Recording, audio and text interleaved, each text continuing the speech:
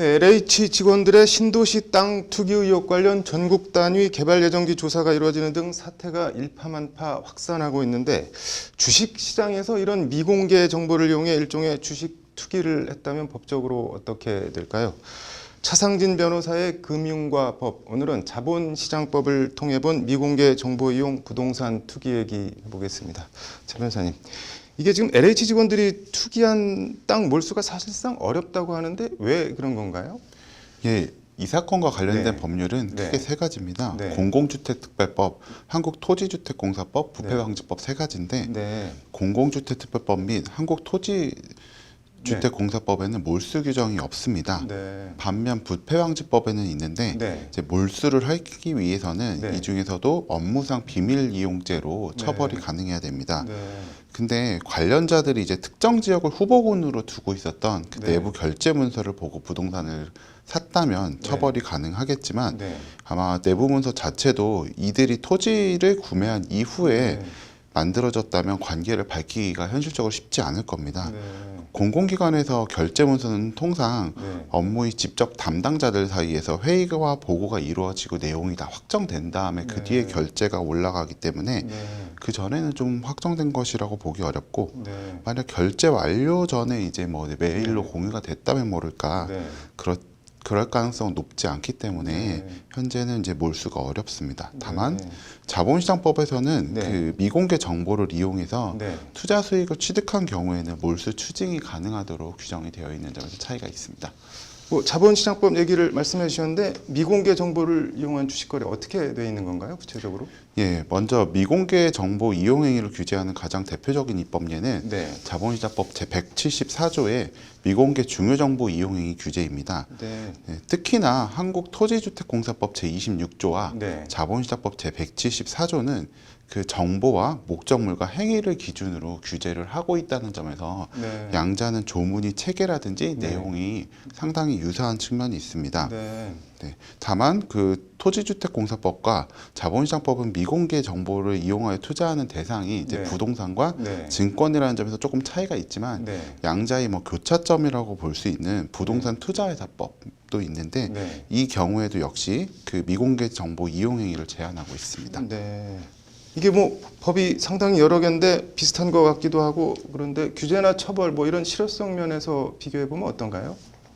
네, 자본시장과 부동산 시장은 모두 네. 일정한 자들에 대해서 네. 업무 관련 내부자 정보 이용 행위를 제한하고 있지만 네. 그 실제 실효성에서는 좀 차이가 있을 수 있습니다. 네. 자본시장법은 먼저 제63조에서 네. 임직원이 금융투자상품 매매를 제한하고 있는데 네. 이를 단지 법에서뿐만이 아니라 네. 내부 통제 기준도 만들어서 제한하도록 하고 있습니다. 네. 먼저 자기 본인 명의로만 그 네. 거래를 해야 되고 네. 다음으로는 계좌도 원칙적으로는 한 개만 사용하도록 하고 있으며 네. 자기 거래 내용을 이제 정기적으로 회사에 이렇게 보고하고 있습니다. 네.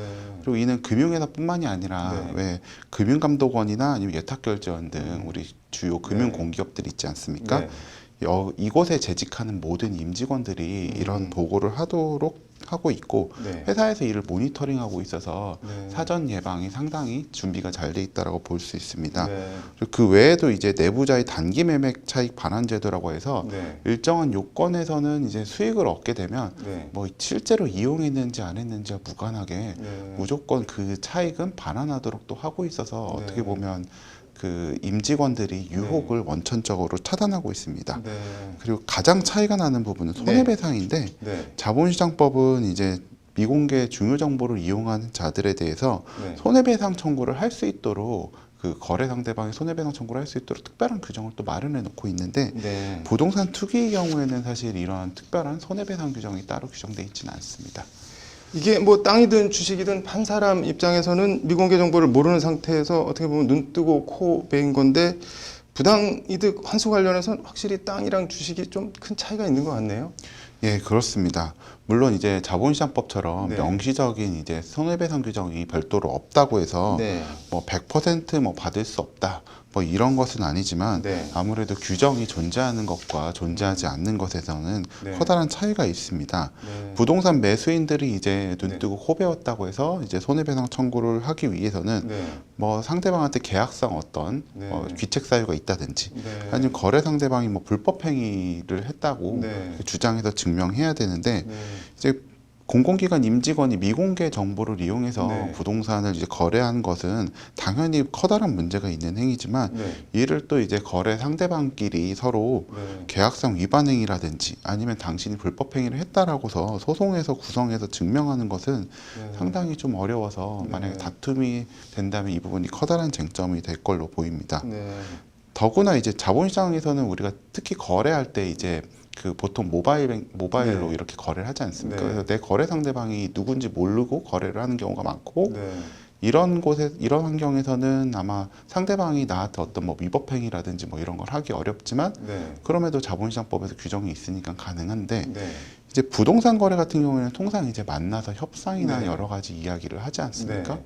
그러한 상황에서도 이제 상대방한테 영향을 많이 받을 수 있는 상황임에도 불구하고 네. 별도의 규정이 없어가지고 네. 또 손해배상을 할 수 없다라는 것은 네. 조금 커다란 문제일 수도 있다는 생각이 듭니다. 네. 다만 뭐 일각에서는 또 네. 부동산과 네. 증권은 단순 비교는 어렵다. 네. 뭐 이런 이야기도 하고 있습니다.